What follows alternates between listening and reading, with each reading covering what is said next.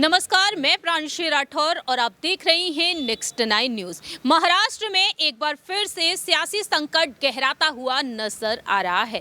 वजह है यहाँ पर मौजूदा मुख्यमंत्री एकनाथ शिंदे का जो गुट है, उस गुट में कहीं ना कहीं रार पड़ती हुई देखी जा रही है। दरअसल बीते कुछ महीनों पहले ही एकनाथ शिंदे ने 39 विधायकों के साथ बगावत की शिवसेना के प्रमुख उद्धव ठाकरे संग, और अब उद्धव ठाकरे भी डंके की चोट पर कई बड़े ऐलान कर रहे हैं। उन्होंने यहां पर दावा कर दिया है कि आने वाले समय में एक बार फिर से महाराष्ट्र में शिवसेना की ही सरकार सत्ता में होगी। लेकिन दूसरी ही तरफ यहां पर उप मुख्यमंत्री देवेंद्र फडणवीस की रणनीतियां कुछ अलग ही इशारा कर रही हैं। दरअसल आपको बता दें कि बीजेपी और शिंदे गुट के बीच कहीं ना कहीं रार पड़ती हुई नजर आई है। रार पड़ती हुई नजर आई है जब बागी विधायकों को कोई मंत्री पद नहीं दिया गया। पहले मंत्रिमंडल का गठन हुआ था शिंदे सरकार के बन जाने के 1 महीने के बाद, तकरीबन 40 दिनों बाद, और अब दूसरे मंत्रिमंडल के गठन का इंतजार किया जा रहा है। लेकिन महाविकास अघाड़ी गठबंधन की तरफ से,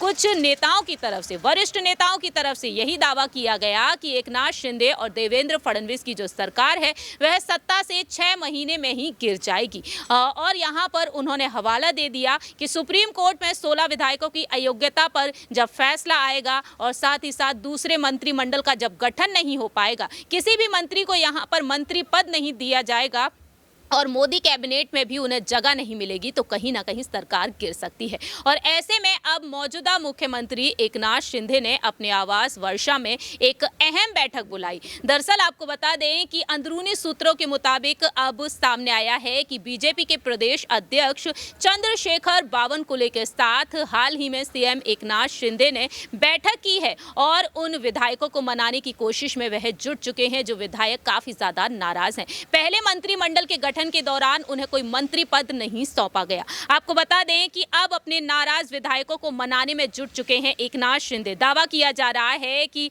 नागपुर में 19 दिसंबर से शुरू होने को जा रहे हैं शीतकालीन सत्र, और इस सत्र से पहले मंत्रिमंडल का विस्तार किया जाएगा। दावा यह किया गया है कि जो बैठक हुई है इसमें मंत्रिमंडल विस्तार और निगमों पर चर्चा की गई है। निगम आवंटन में बीजेपी के 60% और शिंदे गुट के 40% का फॉर्मूला तय किया गया है। शिंदे गुट और बीजेपी के कैबिनेट में 9 कैबिनेट मंत्री हैं, और दूसरी ही तरफ यहां पर यह भी सामने आया है कि 60 मंडलों का आवंटन प्रदेश में 52 निगमों के साथ 120 मंडल हैं पहले चरण में, और 60 मंडल आवंटित किए जाएंगे। इनमें से तकरीबन 36 मंडलों पर बीजेपी और 24 मंडलों पर शिंदे गुट की जीत हो सकती है। नागपुर में शीतकालीन सत्र को देखते हुए शिंदे सरकार में निगम की नियुक्तियां की जा सकती हैं, ऐसा दावा किया गया है। देखना दिलचस्प होगा कि जिस तरीके से उद्धव ठाकरे के गुट के नेता यहां पर दावा कर रहे हैं कि मातोश्री में इन नाराज विधायकों की एक बार फिर से वापसी हो सकती है।